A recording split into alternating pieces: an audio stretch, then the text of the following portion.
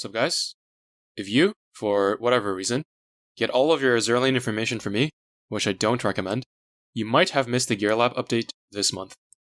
Yes, there was a Gear Lab update. Now, I did not cover it because I had no enthusiasm for it, so I'm just going to quickly go through it and not waste your time. First is the Rainbow equipment, which is not new, the quintuple 610 torpedoes, also known as the Shimakaze torps.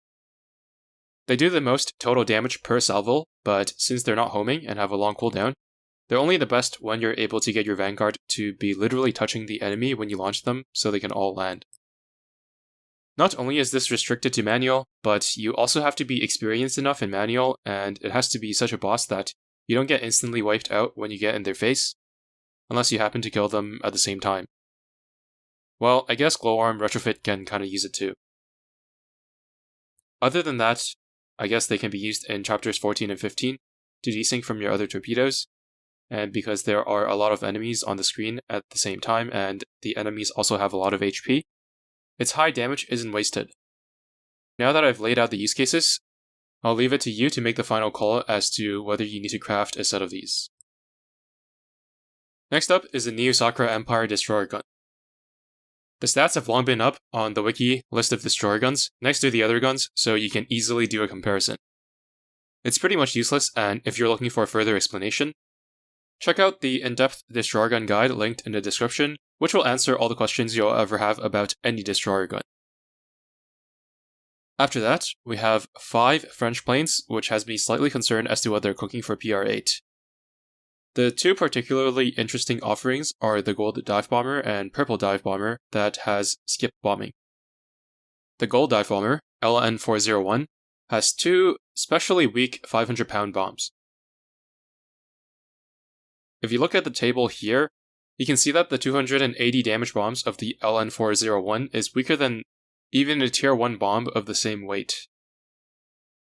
It tries to make up for it by having 15 splash with 19 spread, meaning it has a hit rate of 100% against a stationary target.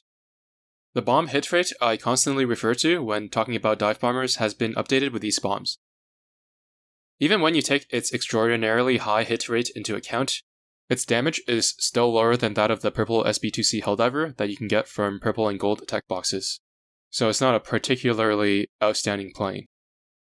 It is a bit faster than the SB2C, but it happens to share the exact same cooldown with the Firefly from the Implacable event, and after adjusting for hit rate, the LN401 ends up being weaker than the Firefly as well on average. Anyway, I think I've given this thing more airtime than it deserves. If you don't really know anything about dive bombers, hit rates of bombs, and all of that, check out the in-depth dive bombers guide in the description where I go over everything you need to know about dive bombers and talk about more relevant offerings. Finally, we have this Purple Skip Bomber.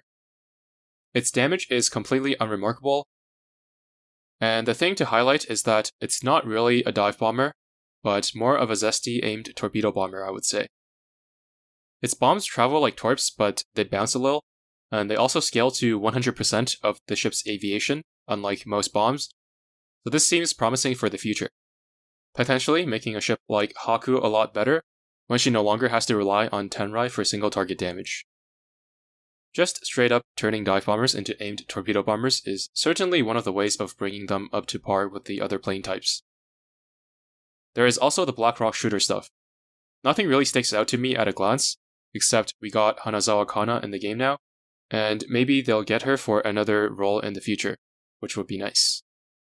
Also, the art of the Black Rock shooter characters and scenes look really nice, but I don't know how popular the franchise really is these days. Maybe it's bigger over in the East. Anyway, I'm gonna wrap it up here. I don't really want to think about Kawakaze Meta's kit, so I'll take her out for a spin when she's max limit broken, and if by some miracle of God she happens to be actually good, like as good as base Kawakaze or even better, I'll let you guys know. And with that, thanks for watching, and see you in the next one.